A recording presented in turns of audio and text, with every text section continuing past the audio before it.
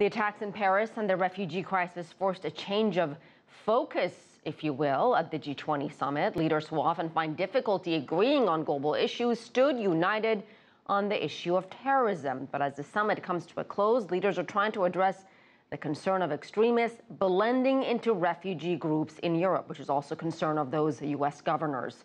CCTV's Michal Bardavid reports.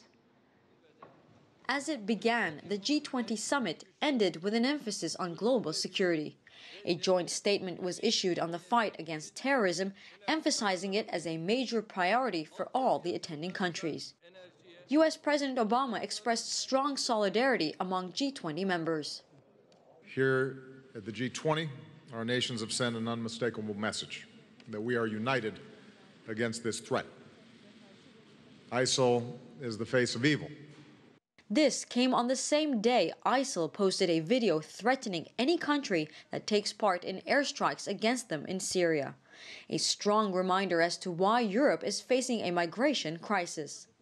As thousands of Syrians continue to try and reach Europe, with over 800,000 crossing the border into the EU just this year, the Syrian refugee crisis and its effects were also among the topics discussed in the meetings. It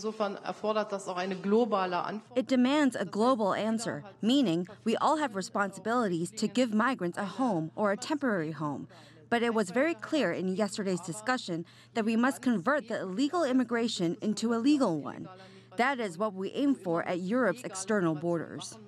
Aside from terrorism and the Syrian conflict, which overshadowed the summit's agenda, leaders discussed ways to increase global growth, reaffirming their commitment to lifting the group's collective gross domestic product by an additional 2.1% by 2018. In conclusion of their two-day meeting, the Group of 20 named their main goal as implementing growth strategies that include measures to support demand and structural reforms to lift actual and potential growth, create jobs, promote inclusiveness, and reduce inequalities. As China takes over the presidency, it will have many objectives and challenges to deal with in the upcoming year. Michal Bardavid, CCTV, Antalya, Turkey.